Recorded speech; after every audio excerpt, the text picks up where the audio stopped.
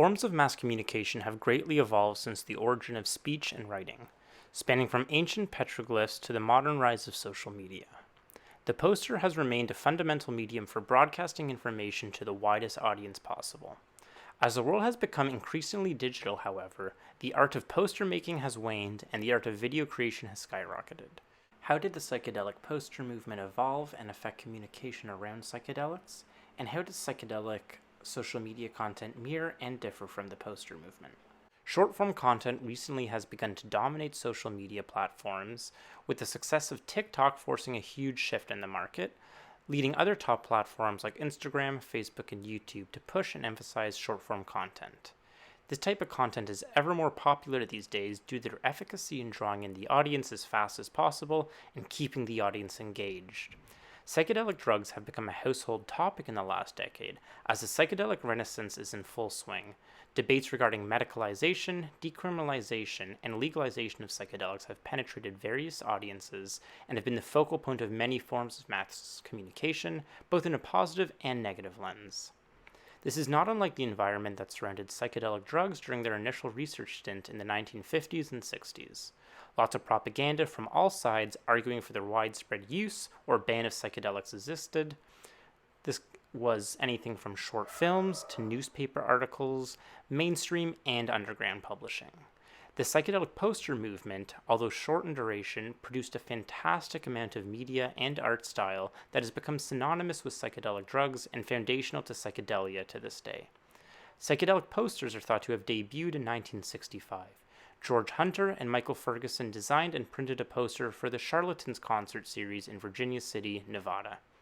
It depicts the bandmates playing a show. It relays the concert information in a multitude of different and unique fonts. Overall, it's designed to attract and hold the audience's attention through the elaborate iconography that cannot be instantly understood with a singular glance. While the band had limited success, the poster was nicknamed The Seed because it became a foundational reference and aspiration for concert posters. The second fundamental poster in the inception of the psychedelic poster movement is Wes Wilson's Are We Next piece, which he printed and distributed in 1965 at anti-Vietnam War rallies. It had a depiction of the American flag combined with a swastika with words, "Are we next? Be aware." This piece was artistically and politically bold, something that would resonate heavily with the counterculture. Wes Wilson was the artist spearheading the early psychedelic poster aesthetic, influenced by Art Nouveau and personal experience with LSD's visual distortions. He was exposed to German Jungden still artist Alfred Roller's art at a Berkeley exhibition, and he was highly impressed by Roller's successionist lettering techniques, which brought a certain uniformity between letters which obfuscates the words. Here are a few of Alfred Roller's posters. On this lithograph from 1902, we can see that text is slightly ballooned out, framed by a busy illustration of a lady without a clear focal point. On his next poster from 1903, the word succession is stretched out from the top of the poster, while the bottom text has become even harder to read, with each letter blending into each other. It is clear the influence this distorted text would have on Wilson's future designs. Wes Wilson started working with concert promoter Bill Graham for the Fillmore Auditorium, and he would rent out the concert hall to bring in psychedelic rock bands for dance concerts. This started in February 1966, in which the first poster was printed to advertise Jefferson Airplane's show, which had a very tame and legible design, especially compared to Wes's further works. Poster 2 kicks it up a notch with much more flowing and squished text, requiring more time to figure out the concert details. Poster number 4 is where Wilson really starts to hone in on his unique lettering style, creating movement in the design solely through the shape of text and bold colors.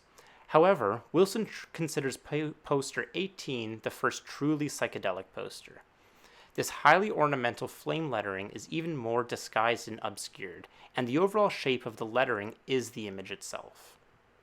Wilson had built off of Roller's typeface and developed his own psychedelic font, making each character almost indistinguishable from one another. Wilson continued to design and print posters for Graham until 1967, when money disputes sent them on their separate ways. He was replaced by Graham's wife, Bonnie McLean. McLean is an often overlooked but huge contributor to the psychedelic poster movement. While Wes was responsible for Fillmore's posters, Bonnie would build the psychedelic aesthetic within the venue each week. She would paint the lobby wall for each concert, broadcasting the upcoming show for that week. She would also fill a poster gap by Wilson early in the concert series. McLean was designing and defining the psychedelic style and visual culture from its inception. The collaboration of both styles helped build the classic psychedelic art style.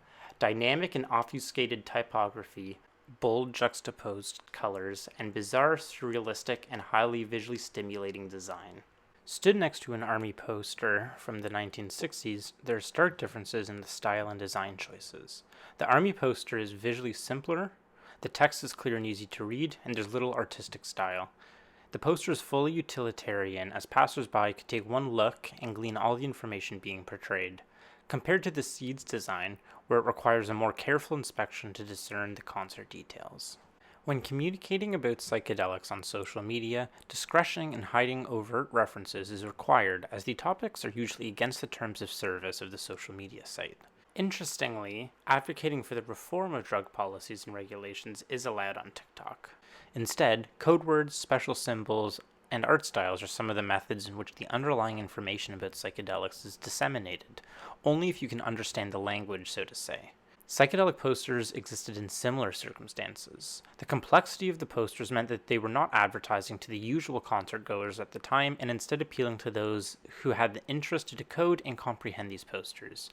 And, by nature of this, the artistic choices became associated with these alcohol-free but psychedelic-laden dance parties. The psychedelic art style has become a calling card that those in the know easily understand, but confusing enough to scare off those trying to stop the flower power movement. On social media apps like TikTok, hashtags are used to delineate topics and to search the app. Simple searching of drug terms will not yield super interesting results, as these high-use hashtags are heavily moderated.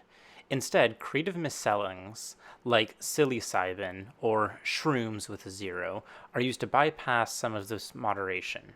The actual content, just like psychedelic posters, needs to grab the audience's attention instantly, but then draw them into their page where you will view much more of their videos. As a result, they can often use quite shocking quotes or thumbnails to lure in viewers, and this is called clickbaiting. The accuracy of these videos can be incredibly spotty. There are some users who are medical professionals and speak on psychedelics with an authority on the field and are realistic and measured in the way that they speak about these drugs. I'm Dr. Ben, and I promised you a series on the neuroscience of psilocybin. There is growing evidence that psilocybin could be an effective treatment for depression, but we're still not sure if the mystical experience is a necessary part of those benefits, or if psilocybin is just doing something biologically in the brain to create those benefits. Some neuroscientists argue that the subjective effects are necessary for the therapeutic benefits, while other neuroscientists say that the effects may not be necessary. However, false claims both positively and negatively, but overall unverifiable claims reign supreme on social media, as this black or white content generates more clicks. Near-death and bad trip reports are a common topic, along with psychedelic hallucination stimulations. There are people answering questions about psychedelic therapy, and there are even content creators stating that psychedelics change their sexuality from gay to straight. Microdosing is a common topic on social media as well. Almost every video found regarding microdosing paints them in a positive light with absolutely no downsides or doubt in their efficacy. Some creators blankly stating that skeptics of microdosing are wrong because it worked for them. I suspect some ulterior motives are at play, as some of these content creators also sell microdose and other similar mushroom products. There's a community of harm reduction creators as well, who generally do give good advice, or at least signpost to beneficial resources. These creators seem to have less of a financial stake in the content that they are posting, so there's less pressure to make a sale, and they're more interested in educating their audience with accurate information. The colonization and westernization of indigenous use of psychedelics is currently a big discussion as psychedelic medicalization becomes a reality. We can see this was even present in the posters designed during the psychedelic poster movement. While Wes Wilson and most posters made for the Fillmore rarely use photo imagery in the posters, other influential artists creating posters such as Stanley Mouse, Alton Kelly, and Victor Moscoso commonly use photos as elements of the posters. Unfortunately, these pictures were often taken from already published material and were rarely credited. Some of the photo sources have been recognized over the years. This poster from 1966 by Mouse and Kelly features a photo profile of Bear Bull, a Native American from the Blackfoot tribe, a photo taken by Edward Curtis in 1926. Moscoso's poster from 1966 features a modified picture of an Indigenous Canadian fur trader from the 1890s. These are just a few examples of lack of credit and respect given to Indigenous historical use. Even the psychedelic art style has experienced a dilution of its original intentions in a modern context. The poster movement died out just before 1969, yet the established style is instantly recognizable nowadays, albeit not always being used in a psychedelic context. This logo of popular YouTube show Good Mythical Morning bears a striking resemblance to Wilson's poster 18. The show has no relation to psychedelia, yet the style has been integrated into the graphic design lexicon. The psychedelic poster movement in the 60s played a fundamental role in shaping the art style that dominates psychedelia to this day, along with acting as a precursor to the psychedelic social media posts that have reached a wide audience. It is worth considering for the future the impact that moderation will have on psychedelic content. It may create bias in the type of information, and do no better for the perception of psychedelics than the DARE program did. This overall is a broader statement on the internet in which misinformation is rife. Finally, I will leave you with Wilson's first poster to consider for the rest of your day. Are we next?